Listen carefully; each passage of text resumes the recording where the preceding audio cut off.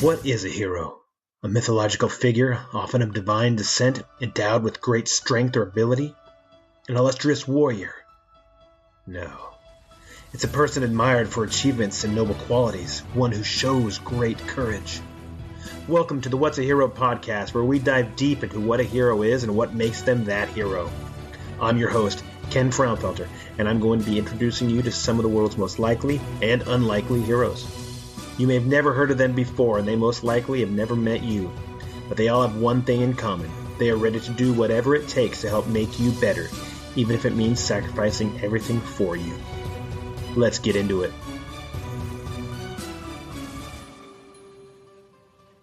Welcome to episode 27, part 2 of the What's a Hero podcast with me, Ken Frownfelter. We're going to finish our conversation with Jeff McGreevey, and we're going to answer that question, who is Jeff McGreevey? So, sit back, relax, and here we go. But you're doing directed enforcement in a particular area where, you're there for a reason. Right. And if people don't always know what the reason is, they don't realize what's going on. But the police are actually responding to trying to solve a problem, or trying to make an area safer, or trying to increase the quality of life. And that's where you've got a lot of discretion in what you do. Right. Yeah. And I don't know if that gets so much, gets so much out in the open. It's not so well known that way. And people think that it's just, I don't know. I say people because people I've talked to, there are some people that know the difference, and they get it, and they have the whole understanding. However, there's a number of people that don't see that we have a certain way of doing things. We have to do things a certain way, and there's no latitude, and I have to do it. Now, let's take a domestic violence. I think every state in the nation has this rule or this law that if you can determine who the primary aggressor is and there's injury, that person's going to go to jail, and that because your hands are tied. Like, right. You don't have a choice anymore. Right. But like we were talking about, a lot of times the DUI guy, we don't have latitude on that one. We just don't. The kid that is out past curfew, we have a lot of latitude. Got a lot of latitude on that. Yeah. So it all depends, and but you have to look at people. What's the ultimate goal that you're trying to do? Are you looking at this neighborhood and trying to figure out how we keep people from breaking into cars or home invasion robberies, whatever you want to apply to it? And then as you go into that stuff and you start looking at these different things, how do you fix that? The best way to go about doing it is to develop relationships with those people, with those communities, with those neighborhoods, and try to figure out what we can do so they have some understanding of what they can do. Because a lot of people think that, somebody else is there to take care of things, or that's why 911's there. That's why the police are there. We just call them. And then other people are like, no, I take care of my house, and I will call the police when I have the person in, or whatever the case is. And it works both ways. And there's, like you said, there's 100 different ways to deal with this. But you develop those relationships with people. Not only that, by doing that, you will be able to, explain various options they have. And, I didn't realize it was like that. But if we don't develop those relationships, how do we have the ability to speak into their lives? Like with you and me, there was a point in our lives that we never knew each other. We had no idea who each other were.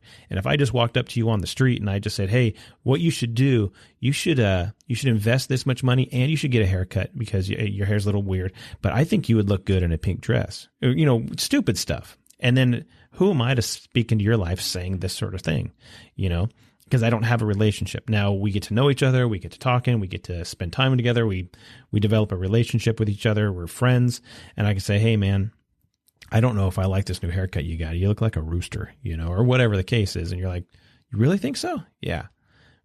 Oh, well, I'll take that in consideration. Because it's their relationship, and you build trust with somebody. And, if someone tells you that you've got a bad haircut and they say it because, hey, I'm looking out for you because I don't think you realize how terrible you look right now. And by the way, you have to go to work tomorrow, right? Right. But Yeah, but if you could take that, you'll take that criticism from one of your friends, if it's because there's a difference between teasing and then actually it's like, hey, I hope you hear what I'm saying, because I'm trying to help you. Right. Because, yeah. And I think that follows into, like you were talking about, that leadership role where you have to develop a relationship with your subordinates, just so you can be able to speak into them, because you can't just walk around saying, do what I say because I said so. That doesn't work. And if it works, it only works for a very short time until. Or they'll do it, but they'll do like the minimum standard of what, right, you told them to do. But if you can actually explain why you want them to do this thing and have them understand, oh, okay, now I understand why we need to make this change, or why we have to go do this activity that nobody else wants to do, but we have to go do it. Right. And you get to say it in a way that you're their, even if you are their leader, you're their peer, where you're saying, we got to do it this way. And they're getting it. And they're like, okay. And if he's saying to do it this way, he's never steered me wrong. I know he has my best interest at heart because we have a good relationship.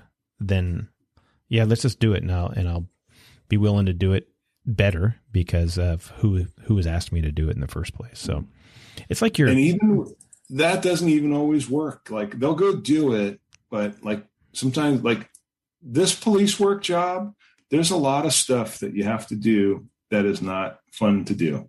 And sometimes it's a dirty job, and sometimes it's a just not fun job. And then times where this is the best job on planet Earth. I mean, True. being a police officer in this country is one of the best jobs you can freaking do, man. Because there's so many different things that you just get exposed to and that you're part of that's happening in your city. Yeah, and it's just freaking awesome. Yeah, you get and then there's some really tough, dark times that can come, but there's some super fun times too. Yeah, yeah, and that's why people will have stories about I did this, we had this happen, and you're like, oh my gosh. And you'll go to parties or whatever. People say, hey, what was the worst thing you ever did or saw or had a part of or whatever?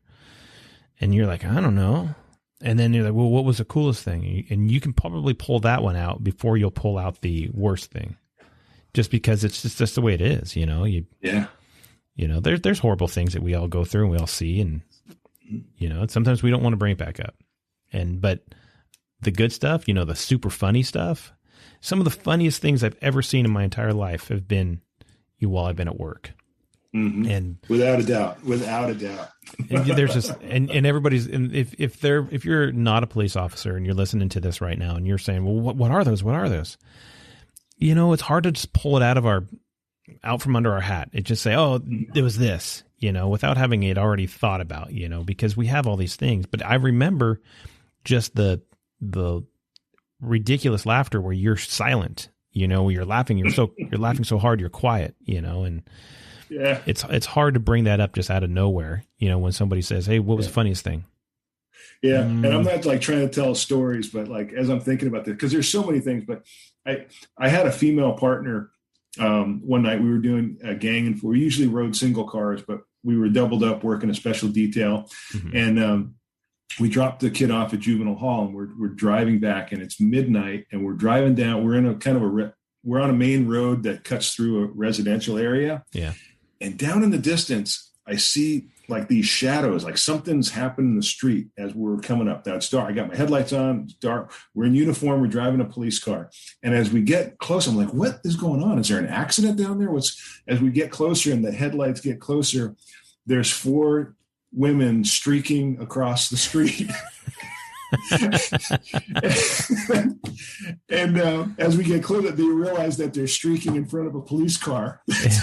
And they start scrambling and running for their lives. And I'm telling my partner, I was like, nobody will believe this happened. Thank God it's you that's with me, because you're my witness that can be able to prove that this thing happened. Yeah. And it was the funniest thing. If you can imagine, you turn on your spotlights, you start screwing with them like, you get your ass in the house. What are you doing? And they realize it's a cop car and they're just freaking screaming. It was like one of the funniest things. There's 1,000 funny things that happened, but that was just like random driving down the street at midnight, 12:30, and there's 4 women streaking across the street. And thank God my female partner was with me to vouch for me that this actually happened. Yeah, it could have turned.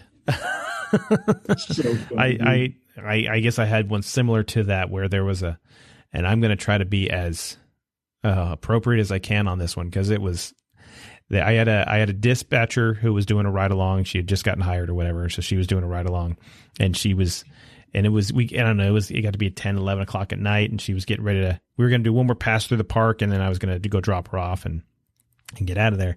And so we go through the park, and there was in the park there was this bridge that goes over the park, and the park just continues under the bridge and stuff. And there was a car parked under the bridge, and there was a couple that were in the middle of an adult behavior scenario, and she was floored. I looked over, her eyes were just huge. Her eye just got really big. Is that what I think it is? Spotlight it. Yep. It's exactly what you think it is. And she was silent. She had her jaw hit the floor, and I had to go talk to these people, and they had no idea a spotlight was on them until I got over to them and said something. It was just so hilarious that she had no idea that she was like, you see that all the time? Oh yeah. Every Saturday. Sure. Yeah. You'd be down here at 11 o'clock every Saturday. You'll see that. Every Saturday. This is the spot. Why do you think we're driving through here? Yeah. But no, it was one of those things that you never know what you're going to see, and you never know what you're going to run into. And so when somebody comes and does a ride along, I've had people, say, that was cooler than I thought, or that was kind of boring. Well, yeah, it was kind of boring, because police work is it's like baseball. There's a lot of boredom to it, and there's a lot of stuff you don't want to do, but when the action is going on, you want to be right there. You want to be making those line drives and whatever. But yeah, and we joke about some of these things like that, and we drove through a park one time, and there's an alley adjacent to the park, and what we drove up on was a woman that was being raped by a guy in a stolen car. And had we not made that pass through the park at 11 o'clock at night, we wouldn't have been able to intervene and arrest that very bad human being. Right. And it's that, that those patrols of you going through those spots and just looking for stuff that's strange. It shouldn't be a car parked out here at 11 o'clock at night. Let me just see what's going on. Right. And it could just be two boyfriend and girlfriend talking in the car, or just somebody that's out for a drive. It's a free country. You can go wherever you want. But it's that alert police officer that's cruising through the neighborhood, that's looking for things that look out of place and just checking it out, as they're on their way through. Right. I had a mom. There's this lady that called in and said, "Hey, can you just do a welfare check on my daughter? She sent me a text. I haven't heard from her in 3 weeks, and all of a sudden this text just comes out and says, 'Help me.'" She goes, she won't answer her phone. I don't know what's going on. Okay. So I go and I knock on her door. No answer. So she lives in an apartment. So I talked to the neighbors. I said, "Hey, have you heard her? She's got a fairly young baby. Have you heard the baby?" "Well, I heard the baby crying earlier today, but I haven't seen her or anything like that or heard anything else. So she's home." "Well, I haven't seen her leave or anything." "Okay." So we keep knocking on the door, nothing. I come back after a little bit. All throughout the day, I'm just going back, knocking on the door. Not even, and I've talked to this lady before, super nice, and her kids are, just playful kids, good kids. But didn't think anything of it. And so I was getting to the end of my shift, and next shift is coming on. And I said, one of the guys, I said, this happened today, and it was kind of weird. They said, "You want to go check it one more time?" I said, "Yeah, let's go check it one more time." And he came on a little bit early, and I stayed a little bit later, and we go knock on this door, and the girl comes out with the baby in her hand, in the car seat, and she comes walking out, and she's like, "Oh, I was just getting ready to go to the store." "Oh, okay. Well, what about your other son?" Because I know she had a 5-year-old or whatever. I said, "Where's he at?" "Oh, he's playing in his room." I said, "You're going to leave him here by himself?" No, I was going to go put the baby in a car and then go get, and so she's got this whole thing where there's story. And so I said, well, we come into the house and we come into the apartment and we're standing there. And I said, hey, can I go check on him? And she says, well, yeah, sure. Yeah, I guess you can. Her eyes get really big and she's kind of standoffish, and she turns around and faces my partner, and I'm getting ready to walk over there. And then my partner calls and says real quick, hey, hang on a second. He comes over to me. He goes, she just faced right at me and whispered the words, he's in there. Help me now. And so I was like, wow. Oh, okay. So, right. And so we go in there. I look on the little boy, and he's over there playing with some blocks or whatever in his room, Legos or something.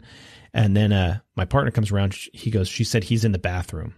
And I knew her boyfriend was not the nicest guy, but I'd not really seen much of him. He was a I can do whatever I want kind of guy sort of thing, and nobody can come tell me what to do. And so my partner goes and talks to her just a little bit more, comes back, says he was hitting her. I said, okay. We get a little bit of information on him. Turns out that he's got a warrant. So as we see the bathroom doors close, we yell, hey, you need to come out. We start hearing just bang, bang, bang. Like he's not like a gun, but he's like hitting the window, trying to break the window and jam. And so we boot the door. We finally boot the door, and we see him hopping out the bathroom window. So we get around and we go and we get in this chase with him. I mean, through these neighborhoods, he's hopping fences, and we tased him and all this stuff like that. And he was not in great shape. And so his desire to run and hop fences exceeded his physical ability to actually be able to do that successfully. That's a good day. That's a good day for the cops. So he, and then getting tased on top of that, he, whatever lunch he may have had earlier that day, came out. And so he was very unhappy and very, not feeling so good. Turns out he'd been holding that woman in their house for 3 weeks, dragging her around by the house by her hair, treating her like his property, beating her up, pushing the kids around. And like I said, one was a little baby in a car seat, in like a little baby car seat. I mean, not even a year old. And the other one's 4 or 5 years old, just treating her like crap. And so we were able to, and just keeping her there as his prisoner for 3 weeks. And that's why mom hadn't heard anything from her.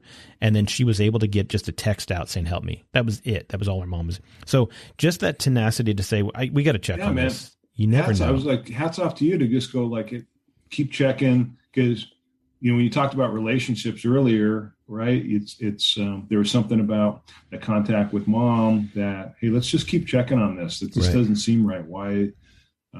Especially like sometimes if you see the cars in the driveway, or you kind of looks like somebody might be there. Why aren't they answering the door? And just keep going back. Like your gut telling you something like, hey, let's go check this one more time, or passing it on, because you could have just gone home. Yep. You could have like, hey, my shift's over. Yep. Hey, what do you expect from me? I went to the house 3 times already today. Nobody's there. What if you wouldn't have passed it on to the next shift? Right. But you just had that. You have that feeling sometimes, and you don't know why you have it. And that's what's kind of interesting about intuition, is sometimes it's knowing without knowing, but just having a feeling like, it's just that something doesn't feel right. Like, what's going on? Yeah. Exactly. And so just doing stuff like that, and that develops over time. It's not something that, and if you don't have that, and we were talking about that, the failures as a new guy and all this different stuff. If you don't have that at the get go, that doesn't mean you're not going to develop it. It sometimes it takes time. Sometimes there's some people that are just, the 21-year-old, they come out of the gate and they're burning hot. They're great at what they do. And they have this intuition right out of the gate. And you're like, wow, where'd you get that? I don't know. Yeah. Yeah. But then some people it takes time to develop, and totally understandable. And because we're all human and we're all different. So you're going through there, and you're as a police officer, you're getting through all these stories, and you're getting all these things that you're doing, and you're trying to promote and yet not promoting. And then, before you know it, 20 years goes by.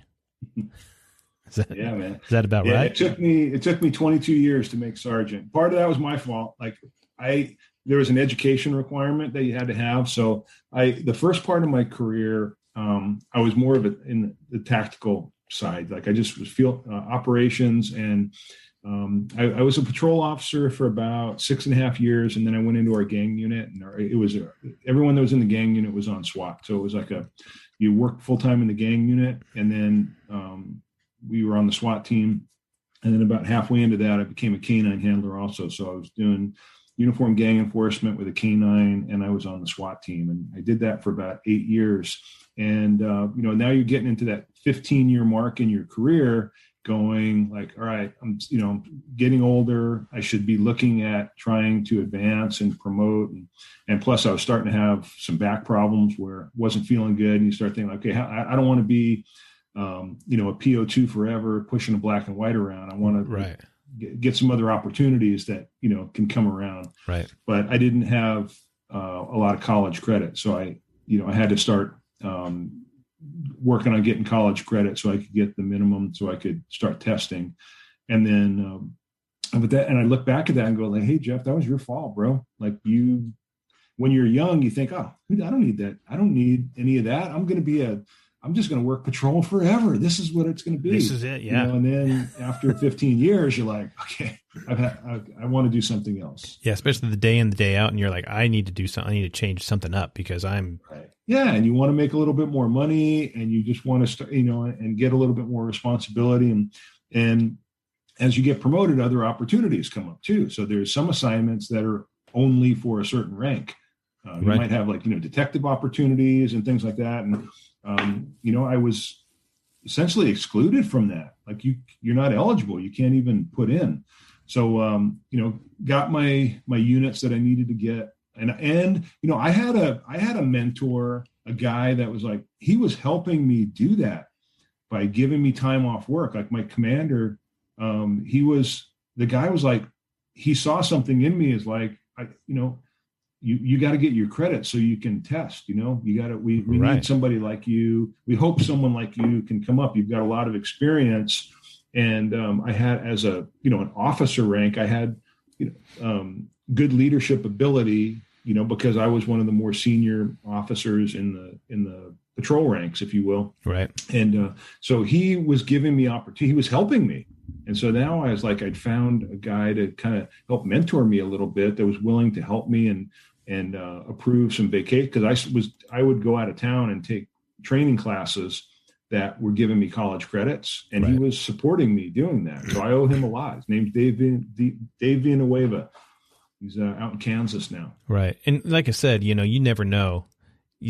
They just more or less, as a mentor, sometimes you just show that, hey, I'm available. And then they just kind of speak into you because they see potential in you. And, and there's been people that have done that to me, and I don't know what potential they see in me, but then again, that's me,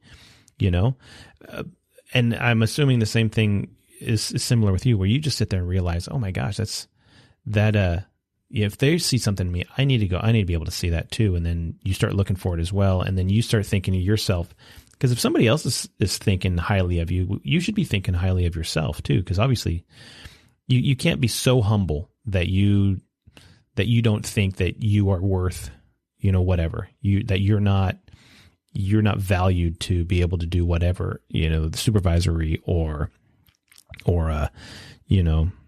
mentorship, leadership of any kind. But if you're doing the job, or you're doing anything and you're who you are, you have value. You absolutely have value and somebody sees that value, and you can do more than what you're giving yourself credit for. Yeah. And take that opportunity to, because there's a humility piece about it, but then also you go like, hey man, I feel like I'm ready to move up to the next level of responsibility, or I want to learn more. I mean, in this business, you need to become well-rounded. Right. You need to do different things. Otherwise you get pigeonholed into something. Like, a lot of my friends that they stay in SWAT for 12 years. Well, you're a freaking gang expert. You are an expert in tactics and SWAT, because that's what you guys are living. But then your weakness is you don't know how to do investigations, or you didn't, work a community policing assignment. That other stuff that you want to have experience in to make you more marketable, or to make you a better candidate for promotion. The people that move around a little bit, maybe every 3-4 years, they go to another assignment. They do detectives for a period of time and do some community policing, work patrol, work at whatever. There's a long list of assignments people do, field training officer and all that stuff. And then now you've got a guy that, hey, I've got 15 years on, but I've done this and that, and you've got this list of experiences they have, as opposed to I have 15 years on and I worked in the gang unit and I was on the SWAT team, which is great. Right. Yeah. But I'm just talking about like, okay, you can get to a point where you want to be more balanced. Right. More well-rounded, and you're able to do lots of stuff. So you can not only, you can speak into the lives of multiple people, as opposed to just those guys that want to become SWAT gang unit guys, not SWAT members, SWAT gang members, but SWAT. Members, yeah. but it's like, cause at the time you're like, we got our act, we're dialed in tight, man. You got all this expertise here, but then when you get to, be like me, the guy that with 29 years on, you look back and go, yeah, I actually understand what because you don't understand what leadership is looking for. You don't really understand. You understand your little world about the unit that you work in, but then the people that are up and have a more overarching view of what the department needs and what, that have been in your place, they understand the value of having all these different experiences and preparation in different area. But when you're going through it, you think like, it just doesn't make sense to you because you just don't understand. Right. So, yeah, then it's huge. And so you got to doing that after 23 years. You just, the whole first 20 something years, you're sitting there trying to figure out what you were doing, or were you trying to just get a little piece of this and a little piece of that and trying to develop experience? Well, SWAT was really important to me. And so I loved being on the SWAT. I ended up doing 10 years total. I did 2 years with Simi Valley and 8 with Oxnard. And then, at getting toward the end of that, I was realizing this time, like, you got to go do something else and learn some other things. And I wanted to start getting promoted. And as I shared earlier, I had to get my education squared away. So I ended up going back to patrol, and then going to junior college on your days off and taking some classes so that I could start getting myself together and start promoting. And then, I don't know, I think I had about 18 or 20 years on when I made senior officer, which is like a corporal rank. And then I had 22 years on when I made sergeant. And so how long were you sergeant? I was a sergeant for about 6.5 years. 6 years. Did you have any desire to go beyond that, or did you say, I like sergeant? This is, you know what I did. The desire came when I thought about the longevity. Like, could I work a couple more years? I was having some really significant back problems. I've had 2 back surgeries, and the last 2 years of my career, I was really having some significant back problems. And I thought about a commander position. Again, the educational barrier. So I got teased. So about 1.5 years before I retired, they put out a commander announcement. Now to take the commander test, you become management. You have to have a bachelor's degree. That's always been one of the requirements. So understand, I'm always like, I'm at the top of my food chain. I'm a sergeant. That's as high as I'm ever going, period. I'm not going anyplace else. I don't have a bachelor's degree, and that's fine with me. I like being a sergeant. Right. Well, they put out a promotion bulletin, and it said a bachelor's degree was either like preferred, or it didn't say it was required.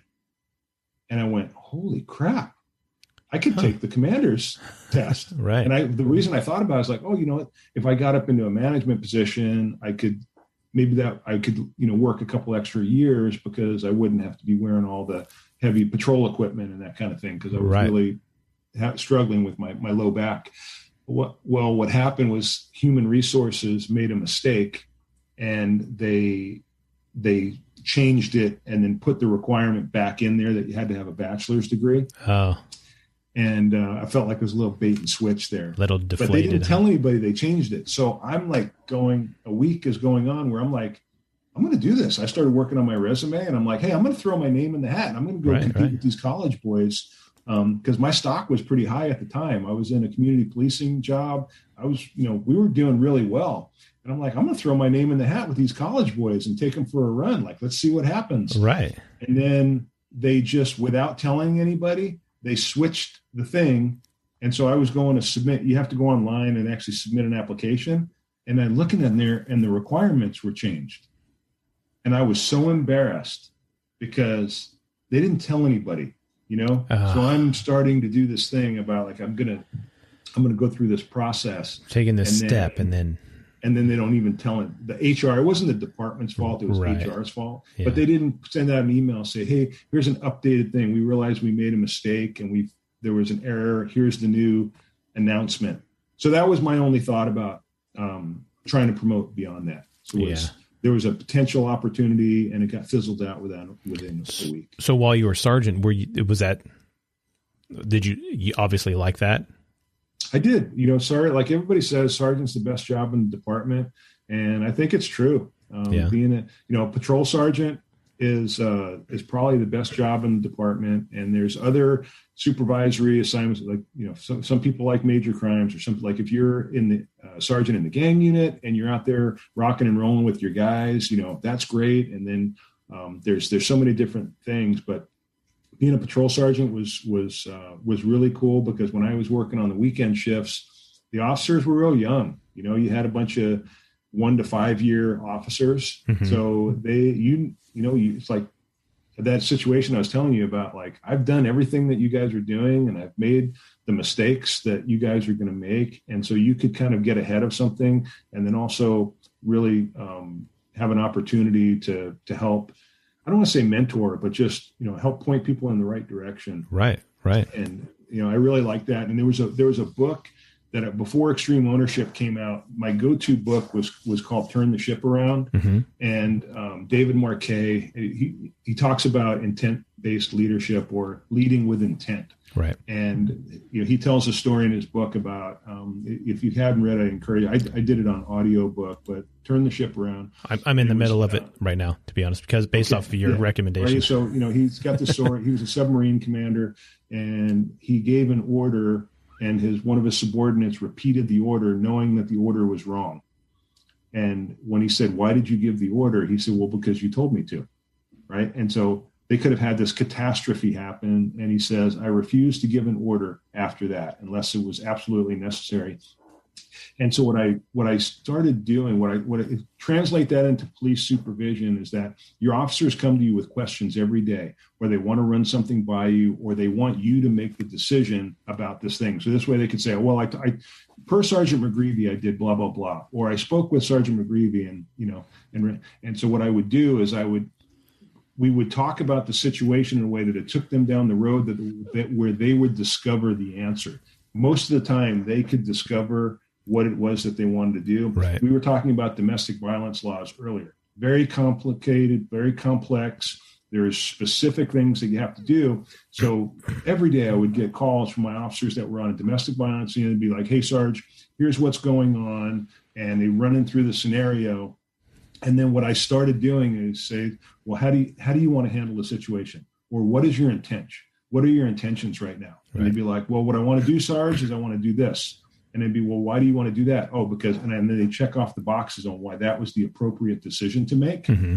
Right. But I wouldn't tell them what to do. I would have them tell me, like, what are your intentions? How do you want to handle it? Right. And then if what they wanted to do actually probably wasn't the best way to handle it, I would ask them some questions like, hey, have you thought about this? Did you interview these people? Have you made the phone call over to here?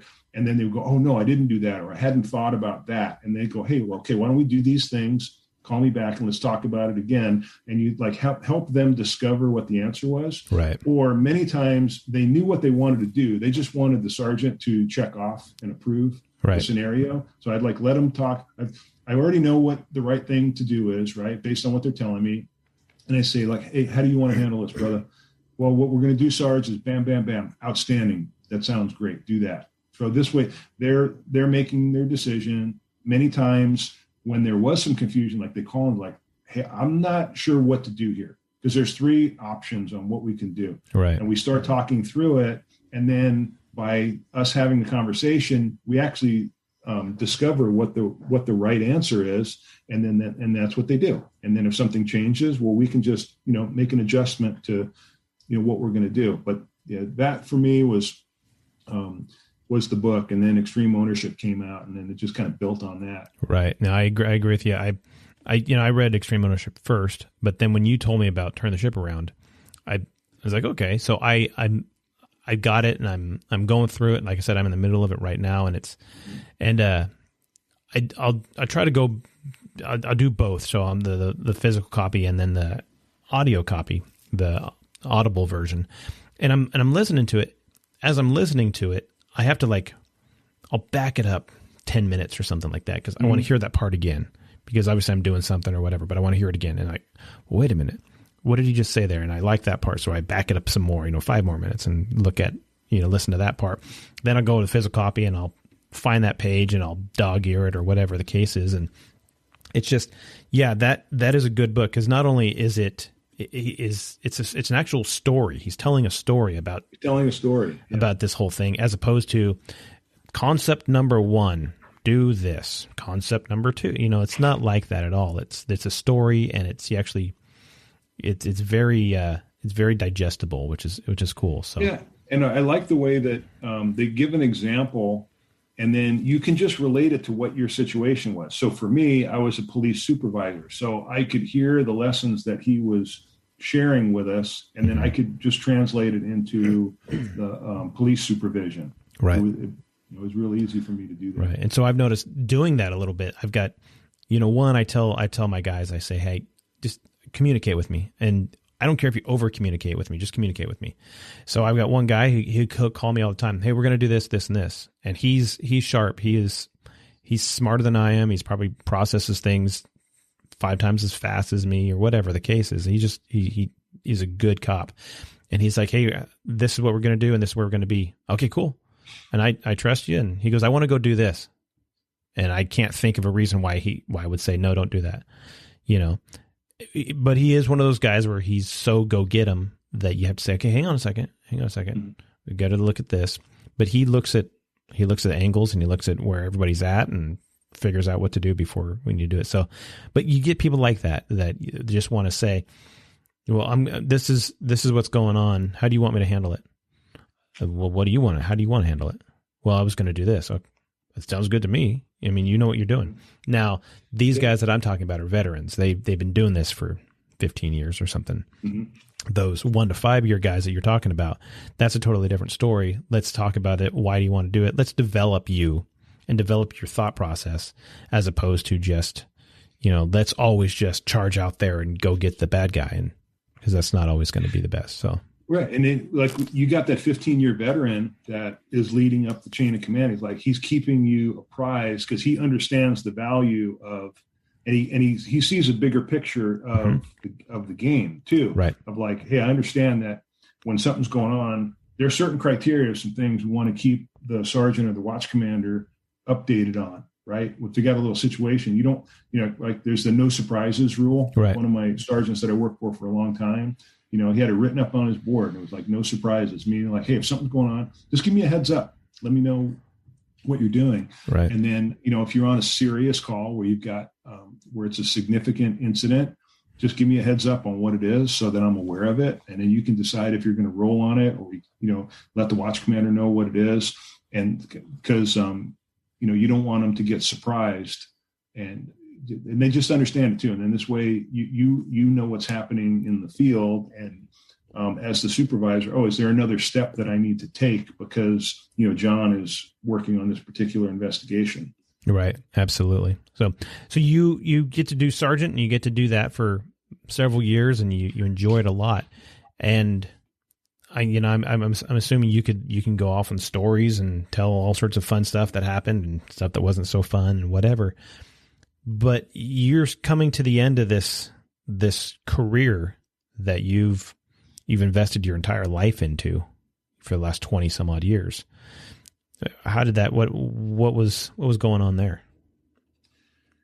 About a year and a half before. So I had a target date for my retirement, and there was a date that there was a medical benefit that kicked in, for just my pension, and I was nearing retirement age, and I started getting anxiety because, as I stated earlier, I've been doing this for my whole life, literally. Like I went in the military when I was 17. I was in the police academy at 21, and now I'm coming up on age 50.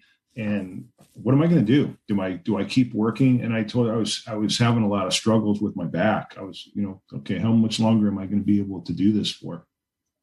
And what I really started focusing on is, and I learned a lot of this from, I credit, JP Dennel from all the talks that I've had with JP about what's your next mission going to be?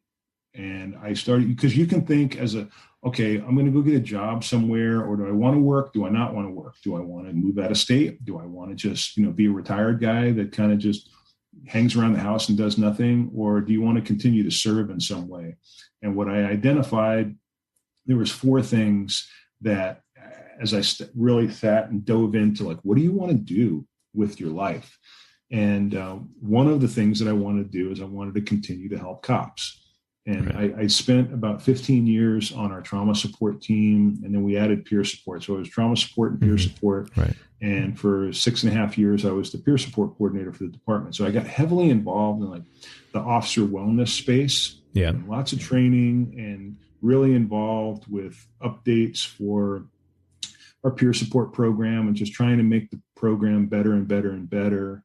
And you also, when you're in my role, I had a really good relationship with my boss, my commander. I had a really good relationship with my commander, and there are delicate situations that would come up, administratively with somebody that was having problems, and kind of became one of the go-to people to help resolve that problem, or to find resources, or to address it. And then when we had critical incidents that would happen, that I was kind of the point person for the peer support response and the trauma support response, and liaisoning with our psychologist that I worked with for, 15 years. Right. So that part, that kind of peer support wellness part, became a really, really big part of because it was part of one of my duties, but it really was in my heart that, okay, can I use this experience, this training and experience I have, to continue on and help our brothers and sisters? And that's what I said, okay, that's what I want my next mission to be. I want to continue to serve first responders. And so you get out and you just start going out on the street and talking to people on the street about, hey, were you a police officer? Can I help you do something? Or was there something more? No, man, what it was is like, those relationships that you built over years and years and years is talking to those people that you had built relationships with, and that you respected, and that they respect you, and start to try and seek out, like, are there potentially opportunities to work with organizations that are in the police wellness space, or the first responder wellness space? Right. And that's what I started doing. I started talking to some people that there was four groups, and I won't name them on here, but there was 4 groups that I was talking to, and they wanted to make me a program manager for these different programs that they have. And some of them were specifically for police. Some of them were for first responders in general, police, fire, paramedic, dispatchers, EMS, all that stuff. Right. And I was talking to these people about like the possibilities, and like, would I be a good fit for them, and would they be a good fit for me? And I was just trying to figure out how to do that. And through that, I was talking with a guy. We had a mass casualty incident here 3 years ago, almost in 2018. We had an active shooter, and 11 community members were killed, and a sergeant was killed when he made entry into, it's called the borderline incident. Mm-hmm. And when this guy is following his training, and he teamed up with 2 other police officers, and he walked through that door, and he gave his life for his community. Well, one of my buddies that had been on that call, he was another sergeant. We were both getting ready to retire, and I was telling him about what I was thinking about doing, and some people I was talking to. And he said, I need to introduce you to Mike. And because he's looking for a guy like you to be handle Ventura County, which is the county that I live in. Right. And all of that stuff kind of came together where my friend introduced me to Mike McGreevy at the At Ease program. And I get to work with a nonprofit organization that we pay for counseling services for first responders. And I feel so lucky. I feel so blessed, but I also feel that I was prepared for this over the last 33 years of what I've been doing and what I've went through, and what I worked hard to try and be as good as I could be. And I've spent a lot of time trying to help other people, and I'm doing it now on a totally next level way. Right. Right. And I think and I've talked with several other guests on here, and it is understated how much we need peer support, how much we need people to support law enforcement and first responders in general. Because there's so much junk that we see, so much stuff that the regular human shouldn't see. Everybody has this once or twice in their life of a major catastrophe or something like that. Sometimes people have zero, but the police officer gets to be part of that almost every day. The firefighter, the paramedic. It's not just going and picking up, helping somebody that is, having a, they broke their leg or something like that. It's worse than that. There's a lot of times that it's way worse, and you see evil. And as a human that sees that every day or at least once a week, there's a trauma that it does to your psyche, that does to your mind, that you don't realize that is being scarred every time that happens. So to have people that actually come alongside and are like I equate it to like a tugboat who's kind of bringing you into port, that's kind of making you, helping you get inside, where you're comfortable being, and then getting to that point where you can now, get to a place where you're actually able to help others, or you're actually able to be a contributing member of society instead of somebody that's just so much in your own dark world that you don't even know how to deal with it. So, and that's cool. So with that, do you get to like go to different places, or you just do it all from your home office, or what do you do? The way, so yeah, I'm kind of starting to travel a lot now, but the program was started in Santa Barbara and expanded into the Central Coast. We call the Tri-Counties: Santa Barbara, San Luis Obispo, Ventura County. And when I came on, I was just going to do Ventura County. And then they asked me, would you take on a project and help start this program in Kern County, which is where Bakersfield is? And so I built the program from the ground up in Bakersfield. And my part-time job, I retired in December, and my part-time job, I was pretty much working full-time hour. I was donating, my time, and but I was doing this part-time job, and in March 1st, they brought me on full-time, and they're like, hey man, we want you to be the national program manager for what we're doing, because we want to bring this program to as many places across the country as we can. And so, right now we're in Idaho, we're in California, we're in Minnesota, New Mexico, and earlier this week I was talking to a guy that we're bringing on in New Jersey to start a program in New Jersey. And there's a lot of other places in the country that, we're talking to retired first responders or people in the community that want to help bring this program to their area. Yeah. And it's really incredible, to do that. And it's called At Ease. Yeah, it's called the At Ease program. So 911 At Ease International is the long form name. We call it the At Ease program. And you think about when you're standing at attention, and what's that command to relax? It's at ease. Right. And that's how the name started. But we're a 501c3 nonprofit, and we pay for counseling services for first responders. And we do that through donations from the community.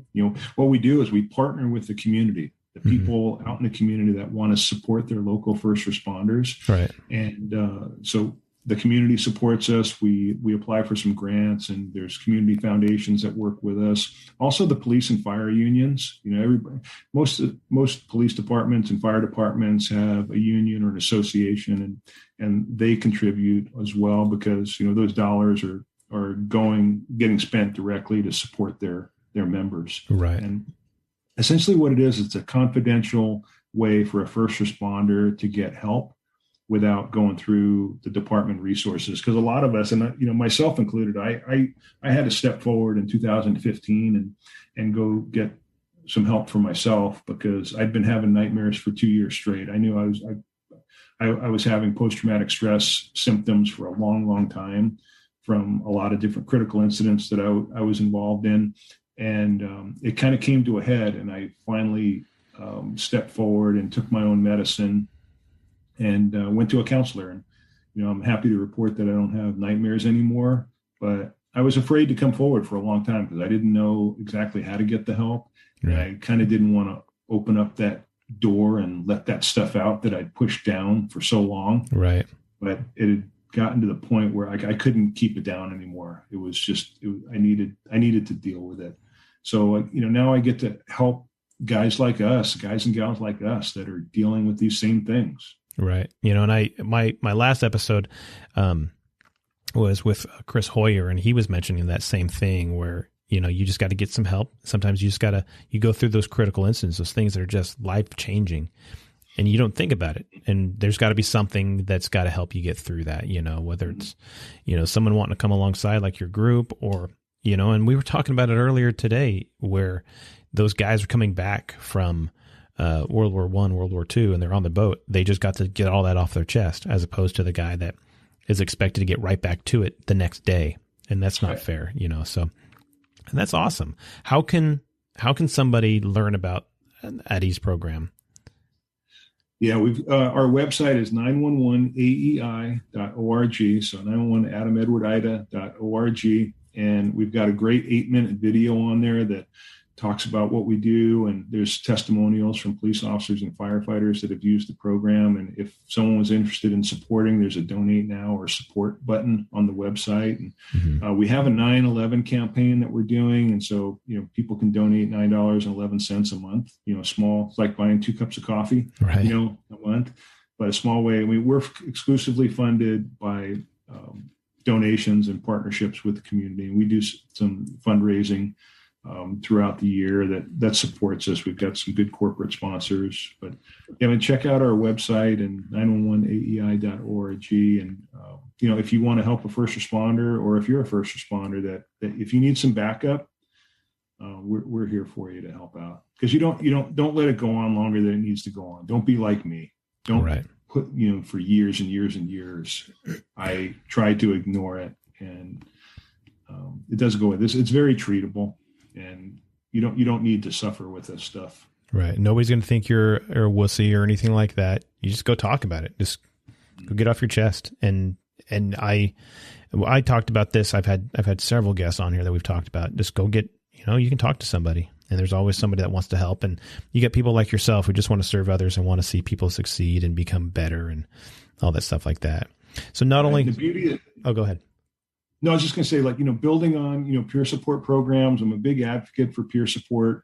And, we kind of help where something gets beyond peer support. So I always try and, if you're a peer support coordinator and a peer support team, that, think about what are your resources that you have available, because you have your internal stuff. You've got your EAP, and you may have a psychologist that you guys have in under contract, and right. But then there's always a gap. Right. And where's that? How do you fill that gap? And, we help with, if someone needs marriage counseling, we take care of the whole family. So it's the first responder, their spouse, and their kids. We also help retired first responders. And, the city resources are limited. Sometimes they're good, sometimes they're bad. Many times they're not trusted, because I wouldn't have come forward and I didn't want to use some of the city resources, because I was, people, you could be afraid, is my job going to be in jeopardy? Right. Yeah. Actually tell the truth about what I'm experiencing. Is there going to be something is this going to come up 3 years from now? And that's what a lot of people get concerned about. And I don't think it's necessarily true, but you want to, how do you get an outside third party that has nothing to do with your department that can help you, get the help with what you need. And we want to keep these families together too. And like I said, this is stuff, there's stress stuff at work, but then there's family stuff that goes on. And I wanted to share, one thing with you about like an example of the power of what we're doing. So about a little over a month ago, a police officer was murdered in San Luis Obispo. Mm-hmm. And we've been supporting that agency since this happened with counseling services and our peer program. And we had built we had a relationship with them already, which is good. So we have, it's all about those relationships. You have to be trusted. You have to be a trusted resource for somebody. And, the night that officer was murdered, we had one of our clinicians go and they helped lead a debriefing with the fire crew that tried to save that cop's life. Mm-hmm. And then the next day we're helping with people that work in the police department. And since that incident happened, we've had over 20 community members, police officers, firefighters, family members, dispatchers that are using our program right now to deal with the aftermath of that incident. It's just really, really proud to be a resource. That's a level 10 critical incident, or right. When you have a line of duty death, but then there's all the little micro traumas that happen during your career.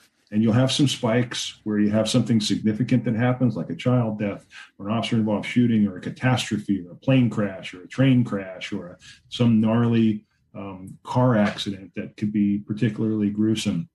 And then there's all the little traumas that happen where people yell at you and you're dealing with stressful situations and then the big spikes and it's the cumulative trauma that you got to watch out for. That's what I believe it was for me. The death from 1,000 cuts. I didn't have post-traumatic stress because one thing happened. Right. I had post-traumatic stress because I'd been a cop at that time for 24 years and I'd been through a lot of stuff. Yeah. And some of it was in my personal life and some of it was at work. And it was this whole mix of everything of like, yeah, it was starting to boil over.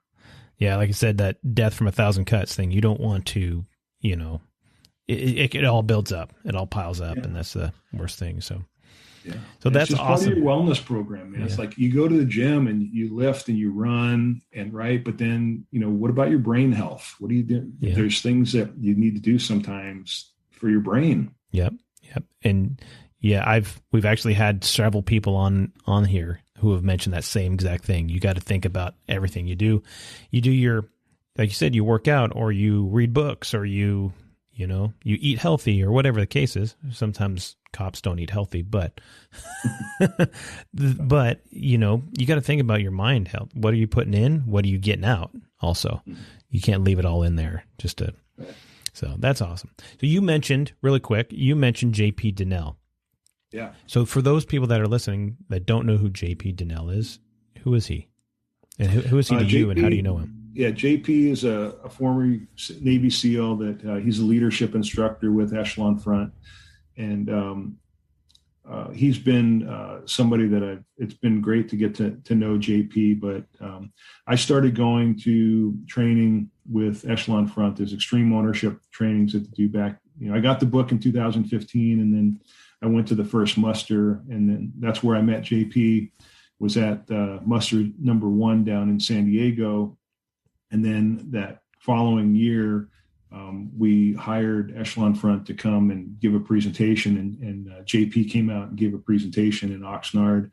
And he's somebody that I've got to see grow as a leadership instructor over the last 4 years with Echelon Front, but also I've learned a lot from him. But he was a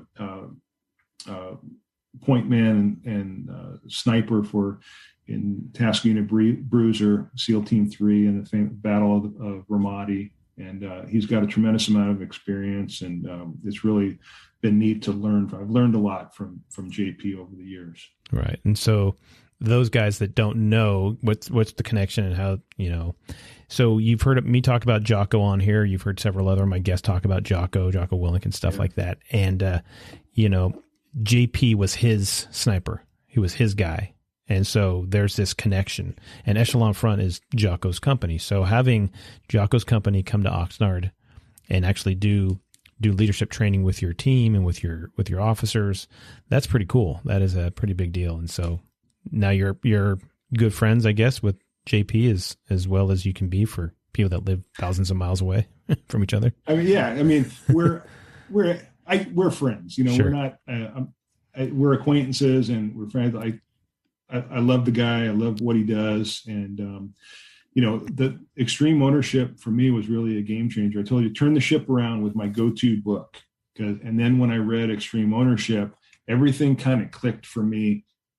And although the principles that are in the book, they're very honest. It's like, hey, you know, these are not new principles, but they package it in a way that it's really applicable. You can understand and make it work in your life. And for me, in the police world, as a police supervisor, I just wanted to try and get better.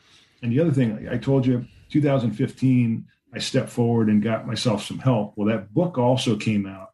And the combination of, I just was trying to get better, be a better me. I wanted to try, and I was always trying to learn as much as I can about leadership because I just wanted to do a good job. Right. And I really latched on to their book because it really made sense to me. And what happened over the years is that all of my leadership decisions, there was all these concepts that I had learned from them that were spinning around in my head that were helping me make better decisions. And I was because not only the book, but going to the in-person trainings. I've been to 3 musters, and they did a roll call event, which was exclusively for first responders in Dallas. I went to that. I've gone to other, you know, things with Dave Burke and JP Dennel and Jocko. And so I think I've been to 10 or 11 trainings with them in person over the last 4 years. And so, and especially with the Echelon Front Online, and they're calling it Extreme Ownership Academy now. Right. Like for the last year, 2 or 3 days, and you mentioned it, I think, in your opening, how we met was through the Extreme Ownership Academy. Right. Is that for over a year, 3 days a week, we were online and doing meetings and listening to Jocko and Leif and Dave Burke and JP Dennel and Jason Gardner and Steve Ward, Andrew Paul, the Jamie Cochran especially. I learned a ton from Jamie. Yeah, me too. They're reinforcing this stuff, and you know, it's like you get different examples of these leadership principles and getting to learn from leaders who are in different industries as well. People that work for constructions company and printing and IT and high-level cybersecurity companies and any profession that you can imagine, and learning from their examples, all that stuff just made me better. And my life got exponentially better after 2015, where I just really my wife and I's life changed because it became an important part of our life. And just because of experiences that we had, but then also using these leadership principles. And I really think I'm where I am today because of the last 4 years of training with them. Right. Yeah. And I agree. I don't know. I'd gone through, and I mentioned this before as well in other episodes, that, you know, I'd gone through a really dark time just several years ago. And I pulled myself out, and I got to that point where, you know, I started reading more. And that was one of the books that I read. That was one of the first ones that I got into was Extreme Ownership, and started looking at the differences and all the different things. And you realize, gosh, that's, and you start just building yourself. And then, so getting into, like you said, the academy and everything like that, Echelon Front, and going to meeting people and seeing all these other people, and then hearing everybody else's stories or their questions or whatever on some other profession, but it's absolutely applicable to what we do. And you know, you start realizing that people are people. It doesn't matter. It's not, you know, because of what you do makes you different. So, but nope, I agree. And had you not reached out to me at that one point when I asked a question like, hey, what's this? And how do I deal with this? You know, I may still just be sitting there and not realizing that people want to help each other. I'm not the only person that wants to try to help out, but there's a point when, you know, somebody says, hey, let's talk about this. Really? You want to talk to me about it? Yeah, let's talk about it. Cool. Let's do it. And so I thought it was just the coolest thing that some just guy decided to pick on some, you know, younger guy than him and said, hey, I see you have a need. Let me see if I can, you know, add 2 cents to it. And it was totally worth it. So Well, I appreciate that. And, we try, and the people that are in that group, there's a couple of hundred of us that are in this, this online academy. And some of my really dear friends are people that I met because I've been going to this training, the networking that's happened, and the relationship building. I mean, people in South Africa and the UK and Australia, the people that I've all got connected with through this, I call it like, an extreme ownership family, like these people that are kind of like-minded people, and they're in different industries, but they're really interesting people that I would have never had an opportunity to meet.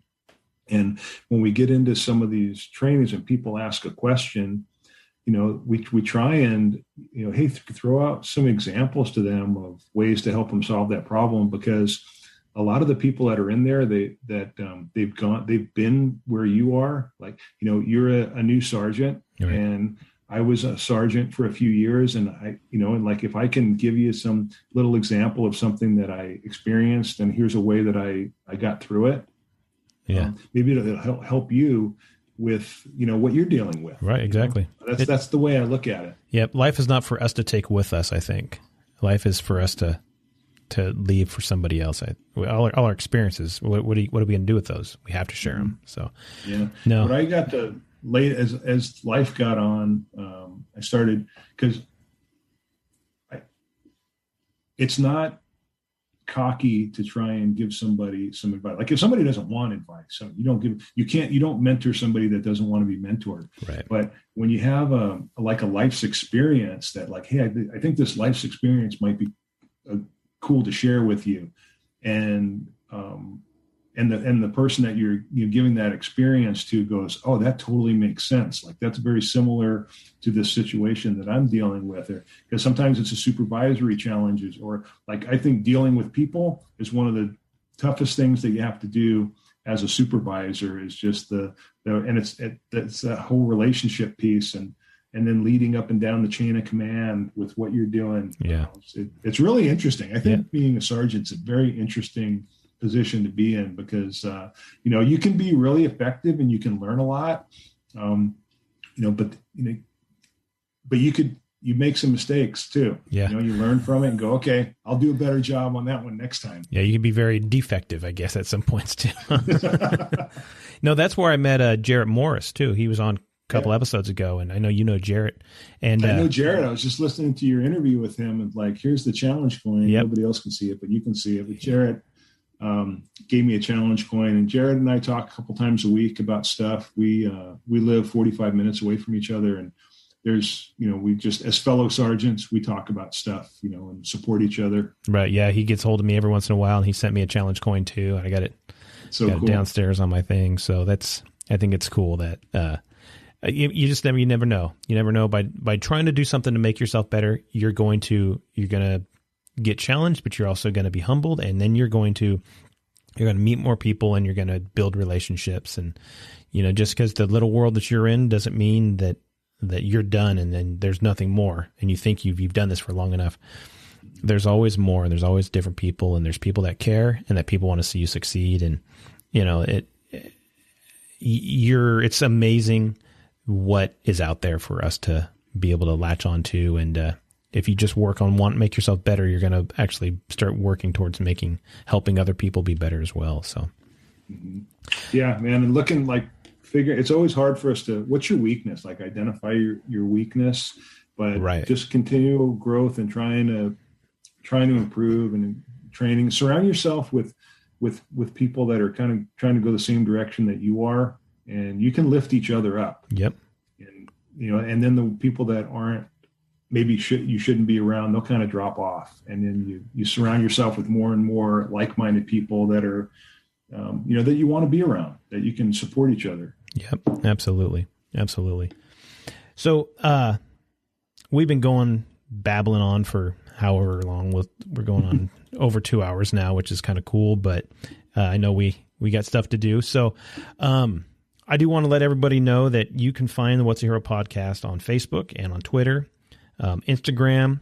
I'm on LinkedIn. You can get a hold of me there. And if you got questions, you want to ask me questions, you can ask Jeff questions, or any of my other guests that I've had on there. You say, hey, you're talking to this person, and I was wondering about XYZ. ask those questions on any one of those social media sites, and I can get the questions to them, and maybe even invite people back on at some point. We can address these things. So whatever the case is, you want to get involved, you want to talk with us, do it. We're totally open to it. And you can also get a hold of the What's a Hero podcast on www. or https, I don't remember the opening portion of a URL, but it is the What's a Hero podcast.buzzsprout.com. And that's my website. You can get on there. You can see every episode that we've ever run. It also take you to, we've got links that will take you to your podcast platform of your choice that you can download each episode, so you don't have to use bandwidth, or you don't have to use service. And or if you're flying on an airplane, you want to listen to something that'll put you to sleep. Maybe my voice does that. I don't know. I would hope not. But that's where you can get a hold of us. That's where you can get every episode. And we look forward to hearing from you if we can. So, Jeff, do you have any final thoughts you'd like to add, like to leave these fine folks with? Don't stop growing.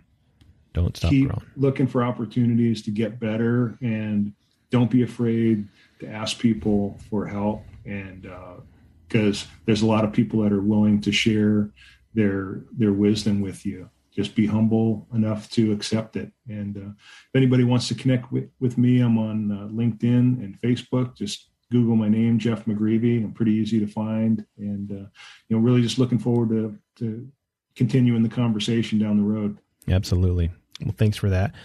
I also want to thank every one of our police officers that are working right now, that are keeping it safe for us to be able to live our lives, to do the things that we need to do, and upholding the laws, and being you and who you are. It makes a huge difference.